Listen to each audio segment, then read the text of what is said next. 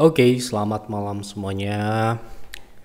Ya, ini FTK edisi 30 Januari 2023. Seperti biasa, malam ini kita akan update market IHSG dan saham-saham yang masuk di kolom komentar, ide-ide dari Bapak Ibu semua.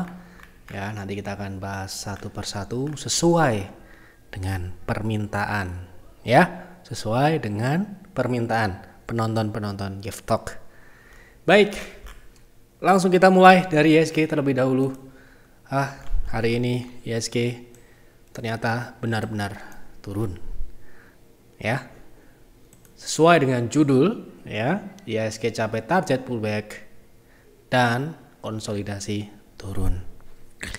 Ya, jadi ya hal yang wajar. Tadi sempat turun cukup ya 0,9 kalau tidak salah. Saya tadi dapat laporan dari advisor, salah satu advisor bilang, Pak, ini indeks turun beneran hampir 1% gitu ya. Namun saya lihat penutupannya kok cuma minus 0,3. Bagus atau enggak kalau begitu? Nah, ini ya. Jadi dengan tarikan di akhir itu malah justru kurang bagus. Nih ya. Nih saya lihat tadi ditarik dari 68, 60 ditarik naik ke 67. Ya, artinya ini semacam dipaksa untuk tutup segitu. Ya. Nah, dan kalau kita perhatikan baik-baik, saat ini benar-benar indeks itu reject dari downtrend line. Ini downtrend line ini artinya mengkonfirmasi atau memvalidasi bahwa tren turun ini adalah area yang penting. Area yang penting untuk apa? Area yang penting untuk lanjutan. Kalau dia tembus, bagus, atau uptrend. Kalau tidak ditembus, berarti lanjutkan turun. Ya, sementara ini karena ini terjadi rejection di sini, berarti potensinya adalah lanjut konsolidasi turun. Kenapa kok konsolidasi? Karena indeks kemarin bertahan di area konsolidasi. Ya, ini adalah konsolidasi supportnya. 1, 2, 3. Ya, sebelumnya ini juga area konsolidasi. Nah, konsolidasi, kenapa konsolidasi turun? Karena konsolidasi ini terjadi di dalam tren turun. Lantas, apakah yang harus kita lakukan dengan kondisi indeks yang seperti ini? Ya, karena saat ini indeks masih berada di dalam resist atau di dekat dengan resistnya, berarti masih di dalam area yang cukup tinggi. Oke, di area yang tinggi. Di area yang tinggi berarti kita apa yang harus dilakukan? Yang kemarin saya sudah bilang. Artinya masih belum terlambat, belum hilang kesempatan untuk memperbaiki portfolio yang mungkin dalam kondisi over position. Saya tidak mau menjelaskan lagi apa itu over position atau over diversification atau terlalu banyak saham yang nggak termonitor dengan baik ya. Dan yang paling terpenting adalah cash on hand yang terlalu sedikit ya. Sampai dengan hari ini ya, dari Desember sampai dengan hari ini PTR hanya menggunakan PTR ini, kita kasih tahu PTR aja. PTR hanya menggunakan kurang dari 50% ya, kurang dari 50% total portfolio kita. Jadi sisanya itu cash. Ya, apakah dengan begitu kita tidak dapat profit atau portofolio kita tidak tumbuh? Ya, tentu saja tetap tumbuh ya. Jadi justru kalau misalkan kita terlalu berat di saham di saat kondisi seperti ini sangat mudah untuk dibawa turun ya. Jadi kita harus tahu kondisi kapan kita harus mengurangi posisi dan kapan kita harus meningkatkan posisi ya. Jadi kalau kita nggak bisa tahu itu momentum itu ya kita akan dihabisi market ya, karena itu adalah bagian dari strategi.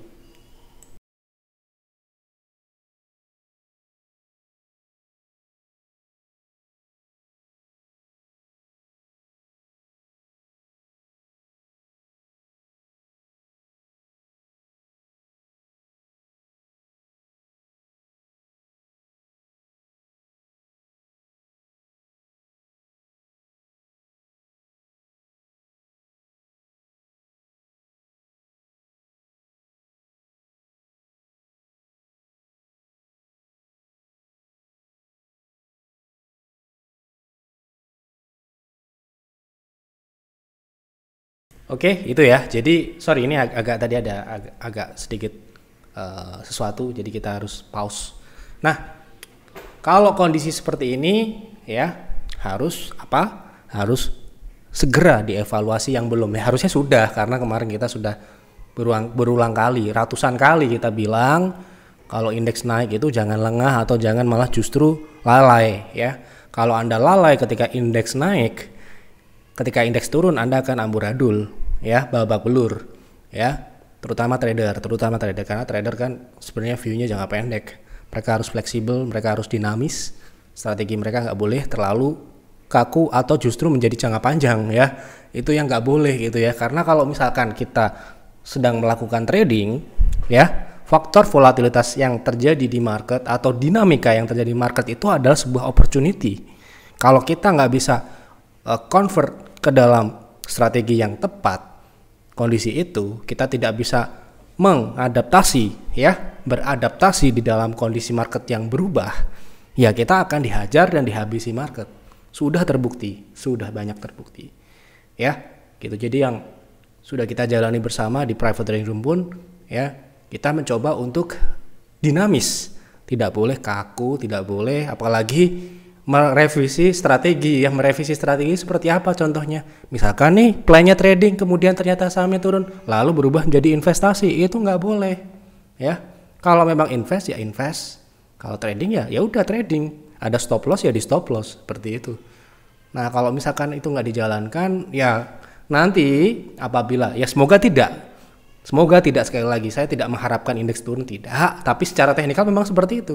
Kalau ternyata indeks jatuh ya kembali misalkan ke 65, ke 64 ya nanti akan tahu sendiri akibatnya seperti apa ya. Makanya ketika indeks seperti ini terutama member kami private trading room harus segera rajin-rajin konsultasi dan memantau apakah portofolio ini dalam kondisi yang ideal atau tidak gitu ya.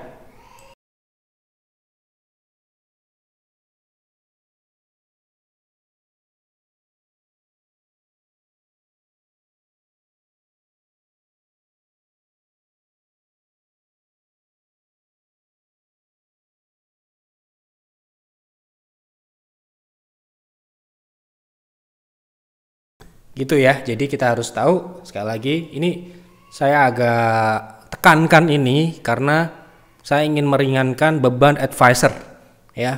Karena apa? Kalau market jatuh bebannya sangat berat, konsultasi banyak dan diminta untuk memberikan saran dalam kondisi yang sudah babak belur itu tidak enak. Kita harus ngomong, Pak cut loss misalkan dalam kondisi 20%, Pak ini harus dijual dulu. Nah itu ya. Jadi kita sebenarnya nggak mau, tapi ya harus seperti itu sebagai advisor. Kalau nggak dibegitukan, nanti mereka tidak mendapatkan advice yang tepat. Kenapa? Ya sahamnya turun, makin jeblok ya portofolionya. Dan kalau namanya portofolio sudah hancur, ya nggak bisa mengikuti rekomendasi lagi. Mau ngapain gitu ya? Uangnya sudah ngendap di situ, sudah nyangkut, nggak bisa lagi ikuti rekomendasi PTR. Padahal PTR rekomendasi hampir setiap hari, bahkan hari ini market jelek pun kita masih trading ya, dan masih profit gitu ya, masih profit. Hari ini hampir 5% kita ya di PTR gitu, pertumbuhan portofolio kita. Oke, cukup ya untuk indeks. Sepertinya masih sama dengan apa yang saya sudah bahas kemarin. Kita lanjut ke pembahasan berikutnya, masuk ke pembahasan saham. Oke. Tolong dibahas saham BNI Pak untuk invest, apakah masih menarik? Saya nggak perlu ngelihat chart, tentu saja tidak. Ya, kalau Anda tanya ke saya ataupun ke advisor, pasti jawabannya satu, tidak menarik. BCA bagaimana? Tidak menarik. BMRI bagaimana? Tidak menarik. Ya, kenapa begitu? Ya Anda lihat marketnya seperti ini. Market itu sudah naik tinggi ya. Nah, kapan kita masuk saham-saham model seperti BNI, BCA, BMRI, BNI? Tentu saja ketika market crash. Nah, market ini belum crash, Anda lihat ini monthly chartnya ya, turun hanya sedikit ya. Kapan timing terbaik untuk kita melakukan investasi di blue chip? Ini hanya saya ulangi ya, kemarin kita sudah bahas kalau nggak salah case di BCA atau BMRI, saya lupa ya. Sekali lagi ya, kita hanya akan invest di saham blue chip, big caps ketika market jeblok, market turun dalam. Contohnya apa? Kapan? Contohnya Maret 2020. Cuma ngomong doang nih. Ya. Member peer boleh dicari ya. Kita pertama kali ini tahap 1 ini adalah tahap pertama melakukan akumulasi saham BBNI di rentang 4.500 4.300. Lah, sekarang harga BNI di berapa? Gitu toh. Nah, sekarang harga BBNI hampir 10.000. Ya, gitu. Jadi kapankah masuknya? Ya, ketika market crash. Ya, gitu, market crash. Kita mulai masuk itu sebenarnya sedikit terlambat. Harusnya bisa di bawah 4.000, tetapi waktu itu banyak yang kita akumulasi, masalahnya BRI ya. BRI kita akumulasi. Ya, kemudian Bank Mandiri juga kita akumulasi. Baru BNI. Ya, baru BNI. Nggak bisa kan semua langsung jebret, semua. Astra juga, United Tractor juga. Nah, ketika market seperti sekarang ini, lah mau ngapain? Mau invest di harga segini, kemahalan. Ya toh? Ini kalau Anda tanya ke saya loh ya. Mungkin kalau tanya orang lain, boleh, BNI bagus, blue chip. Nah, kalau Anda tanya ke YF, advisor saya pasti akan jawab satu. Tunggu, jeblok dulu. Kapan? Ya nggak tahu ya. Tapi apakah pasti akan terjadi penurunan besar? Pasti, tapi saya nggak tahu kapan. Makanya ditunggu aja ya. Seperti itu. Jawabannya seperti itu kira-kira. Jadi ini sudah sangat tinggi. Mungkin masih bisa naik lebih tinggi, tapi saya nggak mau beli di harga saat ini ya.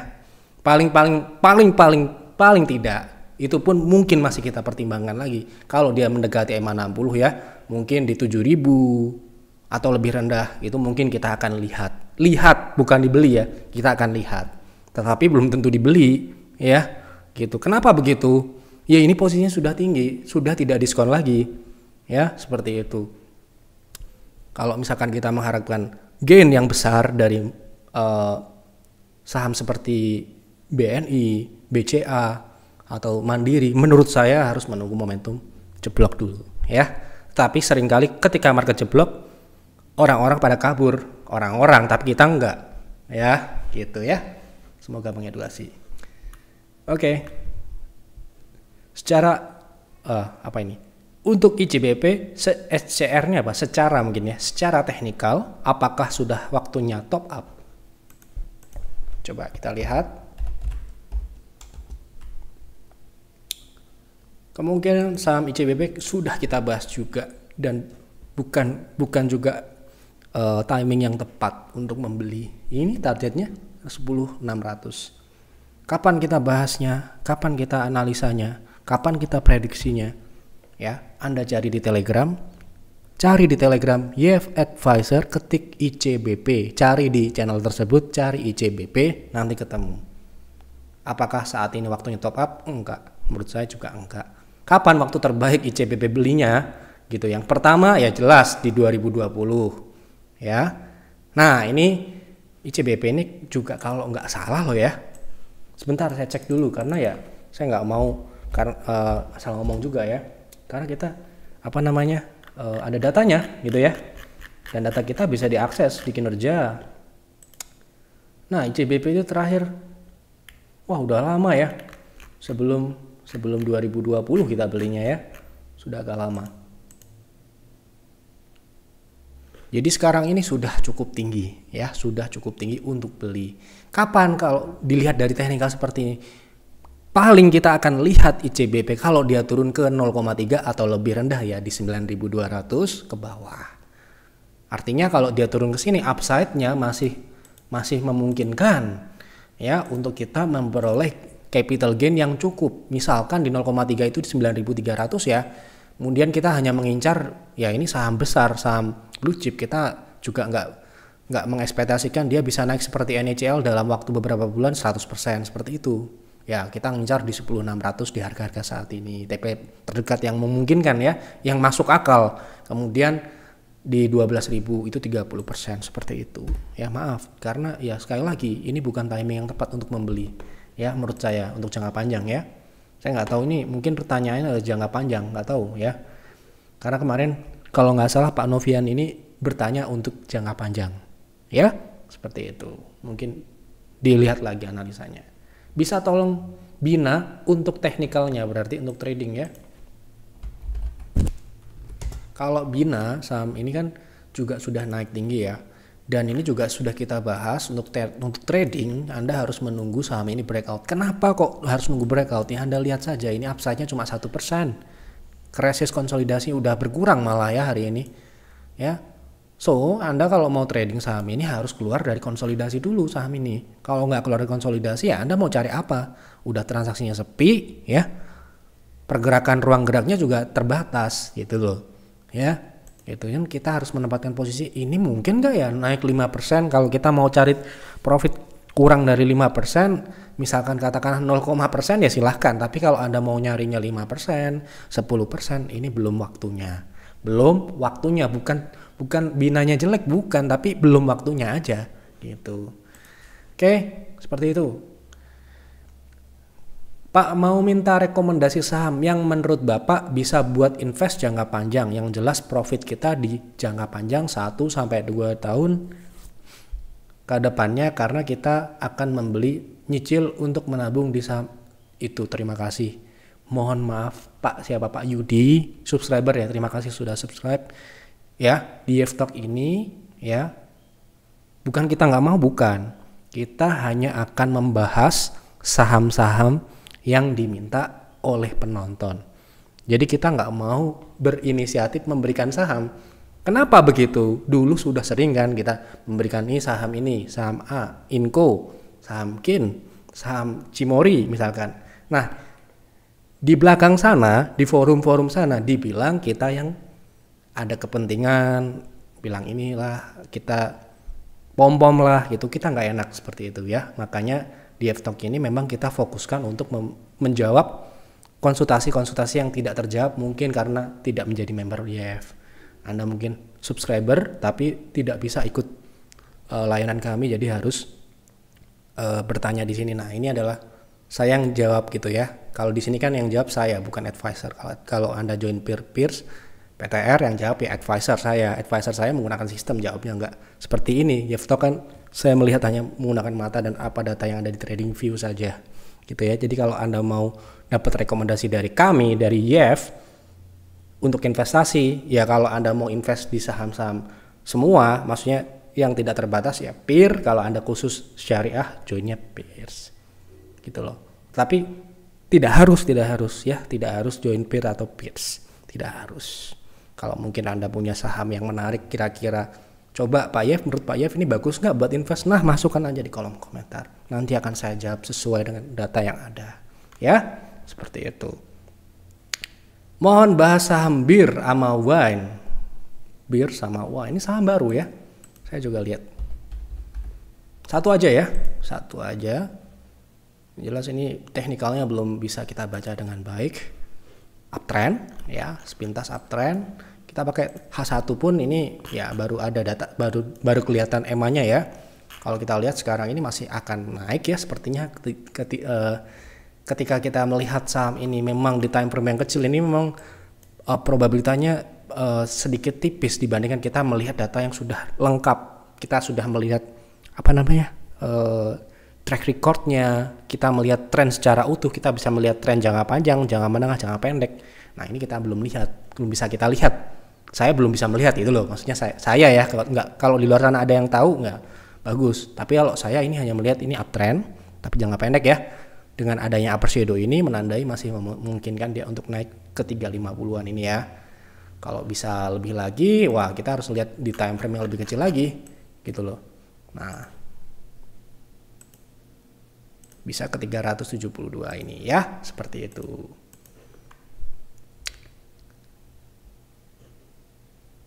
Ko dibantu saham baja untuk swing di angka berapa bagusnya untuk beli? Oke.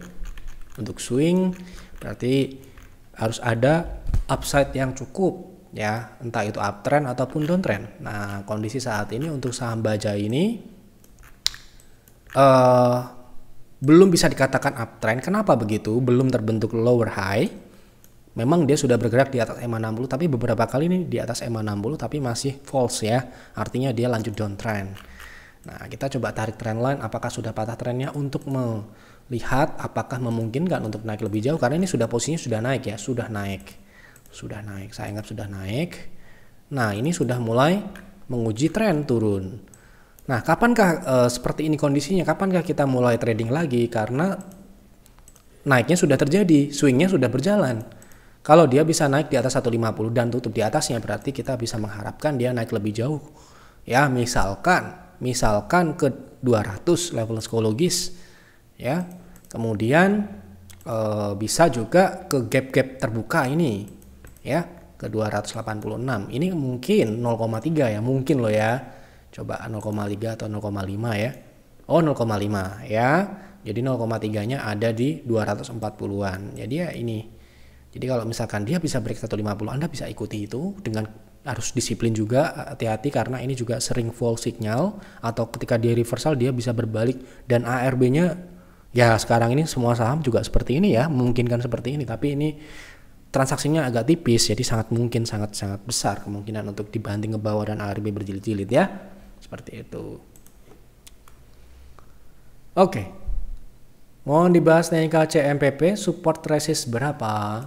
CMPP, kalau kita lihat dari teknikalnya, CMPP ini masih ya teknikalnya kurang bagus dari mana ngelihatnya ya? Pertama, transaksinya sepi, dia flat ya. Coba kita lihat ruang gerak naiknya yang memungkinkan itu berapa. Ini 5% doang ini dalam waktu 1 bulan terakhir. Ini pergerakannya cuma di rentang 170 sampai 179 aja ya. Jadi ya agak menarik, buat saya nggak menarik ya. Sekali lagi ini menurut saya ya, support resistnya di berapa? Supportnya di 173, resistnya di 183. Oke. Mohon dibahas technical wins. Apakah sudah uptrend untuk tren besarnya? Oke, berarti tren mayornya. Apakah masih bisa masuk atau sudah terlampau tinggi? Oke. Berarti jangka panjang ya. Coba kita lihat menggunakan monthly. Mari kita sudah pernah bahas ini ya. Sudah cukup tinggi ini ya, downside-nya 21%. Dikasih warna merah aja supaya memperjelas ini adalah downside potensi ya. Nah, ini minimal ya, minimal. Ngerti kan? Minimal. Nah, harusnya bisa sampai dengan berapa? 200-an, 208 atau 200 ya. Seperti itu. Oke, sudah kita bahas kemarin. Cari di Telegram Jeff Advisor, ketikan wins. Nanti akan ketemu ya.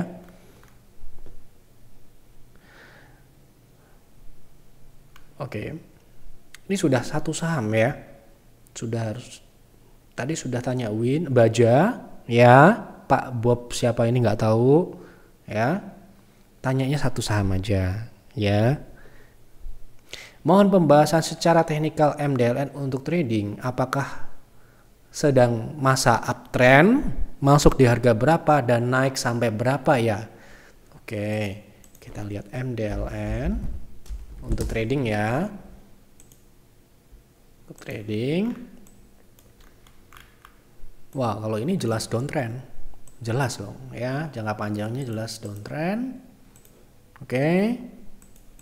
Sekalipun dia naik ke 150, ke 177 itu masih downtrend, masih kemungkinan masih di bawah EMA 60 ya gitu. Jadi kalau untuk trading mungkin yang kita cari adalah swing naiknya. Nah, swing naiknya kalau kita lihat di daily ini sudah berjalan, masalahnya sudah berjalan dan ini di 0,2 ya, sepertinya 0,2. Saya juga nggak tahu 0,2 atau oh iya 0,2.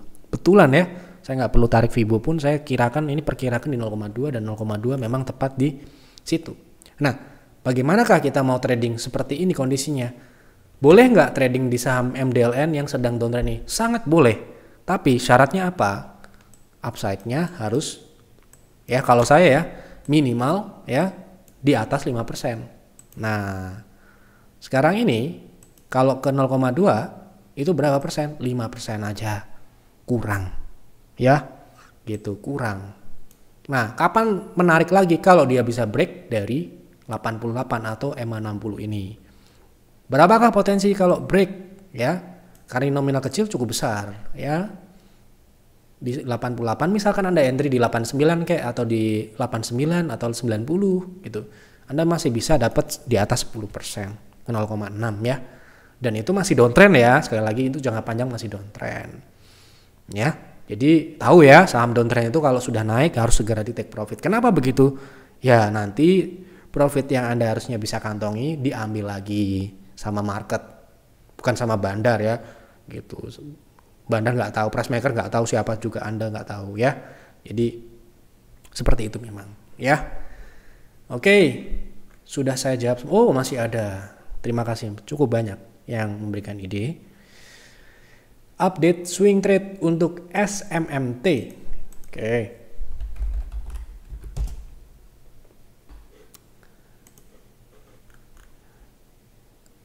Untuk SMMT ini sudah swingnya ini sudah berjalan gitu loh. Nah, kalau mau re-entry atau mau trading swing lagi kapan? Misalkan ini mungkin kalau dia bisa break dari 725 atau 785 ini uptrend ya. Karena ini adalah trennya seperti ini. Memang ini sekarang ini sedang diuji, sedang dalam pengujian. Tren ini belum dipatahkan secara sempurna karena ini kalau bisa dikatakan ini area neckline ya. Area neckline yang masih diuji. Jadi kalau Anda mau re-entry lagi mungkin bijaknya adalah tunggu breakout 725 ke atas ya. Seperti itu. Tolong bahas KPIG masih konsolidasikah, berapa level breakoutnya? Oke. KPIG masih konsolidasi kah? Cenderung downtrend ya, ini bukan konsolidasi menurut saya ya. Oke, jadi ini target swingnya di 84 dan 95. Oke, itulah resistnya. Mohon dibahas technical auto untuk trading. Auto untuk trading. Auto ini downside-nya ya. 1 di 1375 sudah tercapai dan beberapa kali dia kuat di sini, tervalidasi ya. Kemudian target turun berikutnya karena hari ini breakdown, berarti auto ya menutup potensi, menutup gap. Ini gap ya. Kenapa kok kita ini pembahasan terakhir di November ya ini ya, kalau nggak salah, saya juga lupa. Dan dengan downside-nya di gap ini ya di 1340 ini ya. Jadi sedikit lagi mungkin tercapai. Hari ini 1350 ya. Jadi kalau turun ke sini apakah boleh dibeli? Belum. Kenapa begitu? Bisa lebih dalam, bisa. Kalau dia rebound baru Anda mungkin ikuti dengan proteksi di lower terakhir, last lower ya, gitu. Oke, sudah terjawab semua sesuai dengan permintaan, sudah saya jawab semua ya. Semoga harapan Bapak Ibu sudah terjawab. Pertanyaan-pertanyaan sudah terjawab sesuai dengan keinginan. Mungkin pertanyaan saya ada yang tidak sesuai dengan keinginan, ya mohon maaf. Ini saya ngomong di F-Talk ini sesuai dengan apa yang saya yakini, apa yang saya lihat ya, dan sesuai dengan pengalaman kami ya. Jadi mungkin ya jelas prediksi dan analisa itu ada yang benar dan ada yang salah ya. Seperti halnya Anda trading dan investasi pasti ada yang profit dan pasti ada yang loss juga. Itu hal yang sangat lumrah dan wajar. Nggak ada orang trading profit terus. Kalau ada yang bilang profit terus itu sudah dipastikan bohong. Ya, sudah dipastikan itu bohong, tipu-tipu ya. Jadi kalau Anda diiming-imingi profit terus, nah itu Anda perlu pertanyakan. Ya boleh Anda coba ya. Anda buktikan sendirilah. Ya, seperti itu. Jadi di F-Talk ini harapan saya bisa memenuhi kebutuhan penonton F-Talk yang tidak terakses, tidak bisa mengakses fasilitas konsultasi dengan advisor kami di F Advisor tentu saja gitu ya. Jadi bisa saya jawab langsung di forum F-Talk ini. Maka dari itu jangan segan-segan, jangan malu-malu untuk curhat atau untuk memberikan ide pembahasan di F-Talk. Di kolom komentar ini silahkan diisi ya. Jangan pelit-pelit ya, berikan penjelasan lah kenapa Anda pilih saham itu untuk dibahas. Atau punya posisi ini, saham ini seperti apa ke depannya dan sebagainya, terserah. Ya, yang jelas ada penjelasannya. Ya, itu saja yang dapat saya sampaikan. Sekali lagi mohon maaf apabila ada jawaban atau ada pembahasan yang tidak mengenakan atau tidak cocok atau tidak sesuai, ya silahkan Anda ambil hikmahnya, Anda bisa saring-saring, Anda bisa olah lagi, jangan ditelan mentah-mentah analisa atau prediksi di FTOX ini ya. Buat trading plan dan jalankan trading plan itu ataupun investing plan itu dengan baik ya. Itu yang harus Anda lakukan setelah menonton FTOX ya. Ini masih banyak nih yang belum subscribe, silahkan subscribe channel Gev dan jangan lupa untuk tekan tombol jempol kalau Anda merasa FTOX ini bagus, FTOX ini mengedukasi, FTOX ini informatif ya. Silahkan klik like ya. Itu saja, sampai jumpa di FTOX selanjutnya. Selamat malam dan selamat beristirahat.